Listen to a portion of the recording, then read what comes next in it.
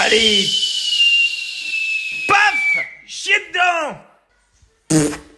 Bon alors, c'est la Hess, t'es au chômage, t'as pas trop de thunes, tu veux te lancer dans l'impression 3D résine, mais pareil, t'as pas envie de mettre des sommes mirobolantes. Et ben aujourd'hui, je vais te présenter une imprimante qui est à moins de 100 boulasses. Et oui, moins de 100 balles. Vraiment, c'est pas cher pour une imprimante résine. Aujourd'hui, je vais te parler de la Geeetech Alcaïd, donc cette imprimante à moins de 100 balles. Est-ce que c'est bien pour débuter? Est-ce que c'est de la merde? On va tout te dire. Déjà pour commencer, c'est une imprimante avec un LCD de 2K, résolution 2K, 2K, comme, tu vois?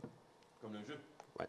Le basket. Ouais. Ah. Et non, le américain. Et pour le volume d'impression, on est sur un volume plutôt petit, on va pas se mentir, parce que l'imprimante ne vaut pas non plus des 100 et des 1000. Donc c'est un plateau de 82 par 130 par 190 de hauteur, donc sur l'axe Z. Le plateau, il me fait vraiment marrer. C'est vraiment un jouet. C'est vraiment très petit quand même. Ouais, on va pas se mentir, énorme. Tu te doutes bien que pour le prix, l'imprimante n'est pas fournie avec une tonne d'accessoires. Tu vas voir, ça va aller plutôt vite. Tu vas avoir une spatule, une pince à épiler. C'est très désagréable. Tu veux le faire? Non. Oh, c'est chiant. Je peux te le faire. Vas-y. Allez, un petit peu le blond. Prêt? Ah, ça te pince pas ouf hein, quand même. Donc, oubliez-la. C'est de la merde. Et c'est fourni avec une clé Allen. Cette clé Allen est de type inoxydable. Vraiment incroyable. Donc là, c'est fini pour la partie accessoires. C'est livré avec un petit carton pour te dire merci quand même. C'est pas mal. Et une jolie notice en papier glacé. Admirez la qualité du papier. Oh, j'allais oublier. Elle est fournie avec une clé USB aussi. Quand même, pas mal. Hein. Bon, allez, on tèche tout ça là. Pour le montage, c'est hyper simple, c'est une imprimante résine, donc généralement ça ne te prend pas plus de 5 minutes à monter. Tu vas voir forcément les deux petites vis sur le côté qui viennent maintenir le plateau, et ce qui est assez marrant, tu vois, c'est que la vis ne traverse pas le plateau, donc en gros tu viens, tu le mets de travers comme ça, tu le clipses, c'est pas mal, ça évite les systèmes de butée un peu moisis que j'ai pu voir ailleurs. Le bac de l'imprimante, il est en plastique.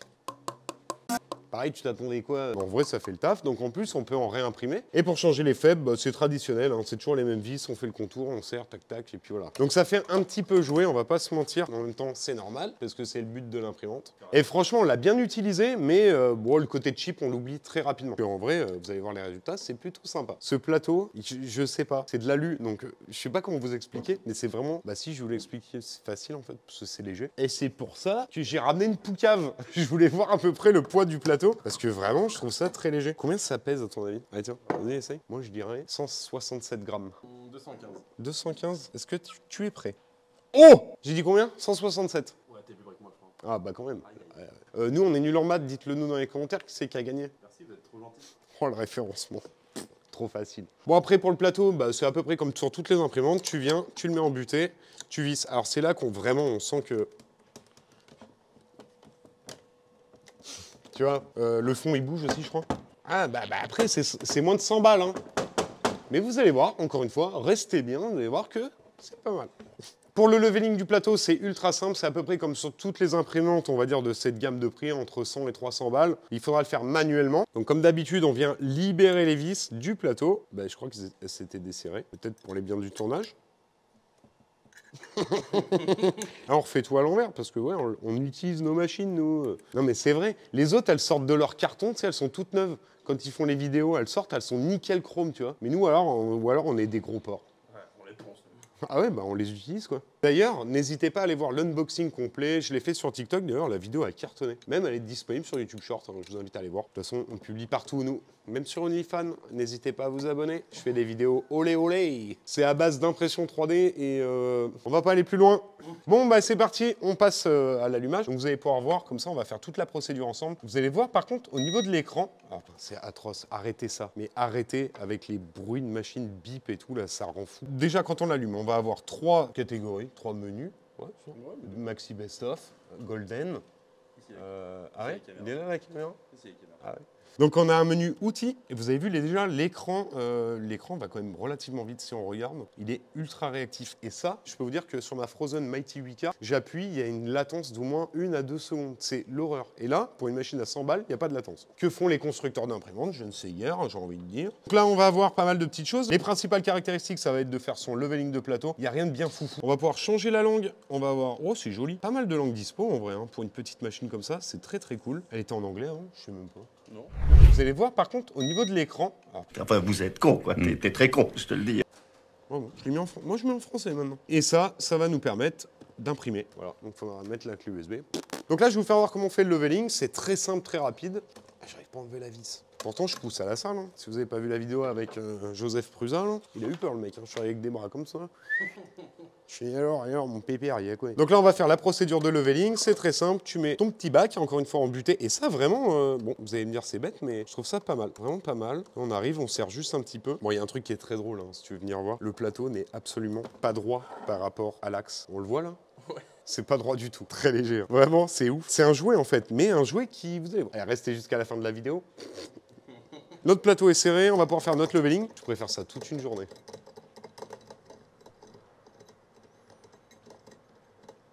Très long. Ouais, c'est super chiant. Hein. Et donc là, on va venir faire notre leveling. C'est Tipar, mon ami. On fait un petit maison. Alors sur le site de Guitec, ils disent que l'imprimante est rapide. Ça arrive. Attendez. Restez jusqu'à la fin, vous allez voir, ça vaut le coup. C'est rapide. Je pense qu'on n'a pas la même définition de rapide. D'ailleurs, tiens, ça me fait penser. Si pour moi, ça, c'est orange. Ça se trouve, pour toi, dans ta tête, c'est rouge. Ouais, je comprends rien. Bah si. Bah si, parce que imagine, depuis tout petit, on te dit que ça, c'est rouge. D'accord? Oui. Bah ouais. Oui. Bah oui. Et qu'on te dit que c'est orange. Tu vois? Non, t'as pas compris? Non, mais attends. Je démissionne. Bon, viens voir le leveling du plateau. Et elle a fait son leveling. Là. Donc là, on est bon, c'est terminé. On va venir faire notre serrage. Donc alors moi, je serre toujours, bien sûr, en croix. C'est un peu comme les roues de la voiture, tu vois. Donc là, on sait le serrage en croix, bien sûr. Ah non, mais là, on voit vraiment que le plateau n'est pas droit. Voilà, on voit bien. Oh là, ouais, là, on voit que c'est vraiment pas droit. Moins de 100 balles. En tout cas, bac plastique, c'est bien, parce qu'il y a moyen d'en réimprimer. Ça, c'est cool. Ça existe déjà. Hein. Il y a plein de fichiers pour d'autres imprimantes que vous pouvez imprimer des bacs hein, pour vos imprimantes. Fait beaucoup bac imprimantes. Bac dans les bacs, contact. Et maintenant, j'appuie sur le homing. Voilà, donc là, elle est bien homée. Donc maintenant, je retourne en arrière. Je peux procéder au démarrage de l'impression. Donc je insère la clé USB. Alors a priori, ça marche mieux avec de la résine. J'y crois pas, mais bon, on va écouter ce qu'ils disent. Ouais, on a une opération cœur ouvert. J'arrive. Disponible pour tous vos touchés prostatiques. Vous envoyez un mail sur touchemaprostate.com. Voilà, monsieur, vous inquiétez pas, ça va bien se passer. Mettre de la résine sur mes doigts. C'est pas grave. Alors la bouteille de résine, elle n'est pas fournie avec la machine, hein. Ouais, vous doutez bien quand même. Donc ils m'ont envoyé cette énorme bouteille de résine pour faire mes tests. J'ai utilisé d'autres résines aussi quand même, hein, parce que là, bon, ça pour moi c'est un shooter. Oh, j'adore ça, putain. Non. En plus, c'est de la résine water washable. J'aime pas du tout la water washable. Souvent, on a des craquelures après impression. Les impressions pètent et tout, c'est pas ouf, quoi. J'aime bien les trucs à l'alcool, qui polluent, quoi. Bon, allez, on la remplit. Titre. Ça, c'est vraiment génial. Pas un grand fan d'impression résine, parce que c'est tout ce côté-là avec les gants et tout qui est vraiment relou. Mais en vrai, la résine, ça tue. Et j'aime bien en faire, mais j'aime pas nettoyer. Bah, c'est tout. C'est moi qui l'ai fait. Ah, c'est vrai, ça. Tu sais, on te le revaudra un jour. Ah, c'est gentil. Je t'oublierai pas une fois que je serai au sommet, là. To the stars. C'est pour le club des 27. On va un peu passer. Mais là, on est sur le club des 37. T'es plus proche du touchage de prostate que... Ah oui, bah c'est pour ça. Hein. On va faire des TikTok. Aujourd'hui, je touche la prostate de Monsieur Durand, tu vois. Bon alors du coup, on arrête un peu les conneries parce qu'on est quand même là pour parler d'impression. Donc là, je vais lancer un fichier que j'ai déjà slicé ou non. Donc là, vous allez voir, c'est une pièce que j'ai déjà imprimée sur cette machine. Je vous la fais voir juste après. C'est une pièce pour un différentiel. Eh Ben, tu nous expliques ce que c'est le différentiel? Bien sûr, le différentiel, en fait, c'est très simple. Demande à Villebrequin. Et donc là, c'est parti. Bah, je lance le print.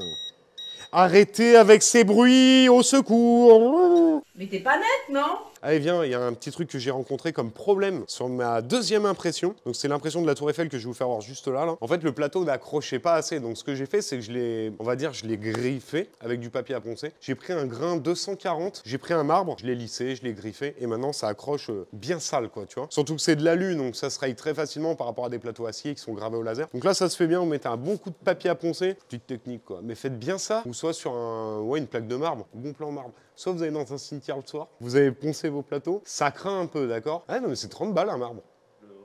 Ah oui, bah le rat, discret, efficace. Et très proche de l'homme. Donc là, on va lui remettre sa petite cloche de protection anti-UV. C'est pour ça que c'est jaune. Au niveau silence, c'est très silencieux. C'est très, très efficace. Oui, ça fait zéro bruit en fait. Bon, j'en connais pas beaucoup des imprimantes résine qui font du bruit par rapport à des FDM. Donc là, je vais la laisser travailler. Je vous laisse un petit peu observer pendant que je vais vous présenter les résultats des impressions.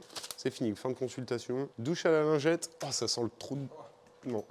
Et donc là, on va passer à la partie qui vous intéresse le plus, bien sûr, c'est la qualité d'impression. Et voilà. Putain, on dirait un plateau de fromage, tu sais. Et voilà. On a imprimé tout ça sur l'ensemble d'un peu plus d'une semaine, je crois. Après, on l'a pas tourné à fond, la machine, hein, on va pas mentir. Donc ça, c'est un des premiers tests que j'ai lancé sur la machine. Donc c'est l'Arc de Triomphe, voilà. Regardez la qualité des détails. Honnêtement, même les petites rambardes à l'intérieur. Alors ça, c'est juste un défaut, c'est que la résine, je l'ai pas...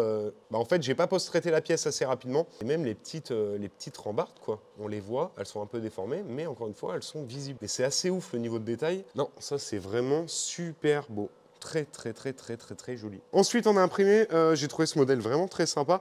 C'est un petit Solid Snake. Donc, vous voyez qu'en termes de détail, c'est ultra propre. J'ai dit ultra, ouais, calmez-vous, c'est très propre en fait. En termes de qualité de détail, alors forcément la résine est un peu transparente, donc pour voir les détails de très près, c'est pas le plus simple. Il n'y a pas de défaut d'impression, quoi. Et quand je vous parlais de résine washable, là on l'a bien post-traité et tout, mais elle s'est mise, elle a craqué, quoi. Voilà. Donc changement de température et tout, les résines lavables à l'eau, ça tient pas bien en fait. Surtout avec les temps en ce moment où il fait super chaud. On va y coller le cul dans son carton là, et paf, c'est un peu comme une envie de chier après au tacos, faut aller vite. Hein. On est sale dans cette vidéo là. On met une petite goutte de colle là.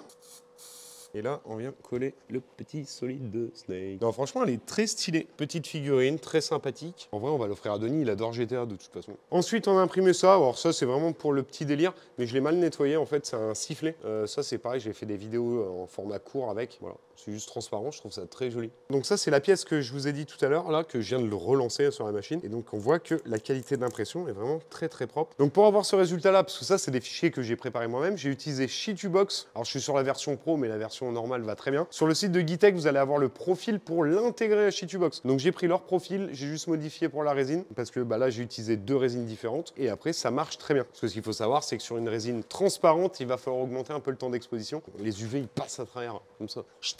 T'as compris le concept. En tout cas voilà, pour le slicer c'est très cool parce que pour une imprimante à ce prix-là, il y a quand même le profil. Donc ça c'est vraiment pas mal. Merde. Hey, il est solide, Snake. Hop. Voilà, c'est satisfaisant. C'est ça que j'aime bien que la résine, tu t'enlèves, t'as juste un petit coup de ponçage à faire, c'est propre quoi, tout simplement, il n'y a pas grand chose d'autre à dire. Hein. C'est la femme poubelle, la pauvre. T'as voulu être en stage. Hein. Donc pour cette résine-là, j'ai utilisé une résine, c'est de la Elegoo standard. Nettoyage à l'alcool, comme on aime bien là, le pétrole. Là. De toute façon, si tu lis les commentaires des gens, nous on est vraiment responsable de 90% de la pollution des étangs.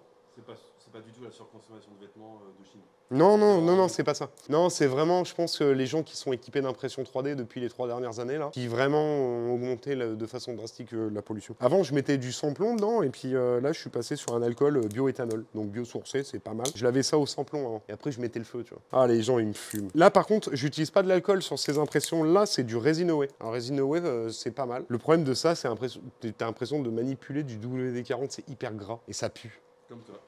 Ouais, on peut dire ça. Bien sûr, tout ça sera recyclé. Ah, ça fait mal. On se retrouve après. Voilà. Regarde ça. Aïe, vous voyez les risques qu'on prend, nous, pour le métier, là? Je me suis esquinté un doigt. Je pense qu'on va faire ça dans une autre vidéo, parce que là, j'ai pas le plan. Ouais. Donc là, clairement, vous avez vu, on vient de désuporiser, etc. Les impressions sont vraiment très clean. Regardez, on peut pas dire que pour moins de 100 balles, franchement, le taf, il est fait. C'est respecté, le job est bon. La machine, ouais, elle est cheap, mais forcément, encore une fois, on tire les coûts vers le bas, parce que sinon, ça ferait des machines trop chères. Son côté cheap, en vrai, si la machine imprime bien, c'est pas grave, quoi. C'est pas rédhibitoire. On voit que le bac est en plastique au lieu d'un bac en métal. Mais encore une fois, si ça fonctionne bien, pourquoi mettre plus cher dessus? Alors certes, ça fait des objets plus qualitatifs, mais là, je trouve que pour le prix, ça fait le job. Mais en vrai, pour des personnes qui veulent expérimenter la résine, c'est une machine qui marche bien. S'il y a des personnes qui veulent des volumes plus grands, etc., c'est pas la machine qu'il vous faut. Mais en vrai, si vous voulez imprimer 2-3 figurines de temps en temps, honnêtement, je vois pas pourquoi il y aurait un problème là-dessus. Ça fait le taf. Vous la cassez, c'est 100 balles. Une fuite de résine, il y a un truc qui pète. Voilà, là, c'est 100 balles, vous prenez quasiment pas de risque. Et la qualité d'impression, encore une fois, elle est très largement convenable. Sur le créneau de l'impression résine pour les débutants, pour moi, qui correspond vraiment à des besoins et des attentes que peuvent avoir les gens qui commencent. Bon, alors pour le côté rapide de l'impression, la tour Eiffel qu'on voit juste ici, c'est l'impression la plus haute que j'ai faite et on est sur 9 heures au total pour la faire. Donc c'est rapide, mais pas non plus, c'est pas incroyable. On va dire qu'on est dans la moyenne plutôt basse de toutes les autres imprimantes du marché. Titre de comparatif, ça, on l'aurait imprimé en 3 heures sur la Anycubic M5S qu'on a déjà en test. Mais ouais, c'est 500 €. Donc, ça veut dire vous avez 5 fois le prix de cette machine. Et même pour des entreprises qui veulent prod un petit peu de résine, etc., bah, c'est un investissement pas coûteux. Vous le cassez, tu changes.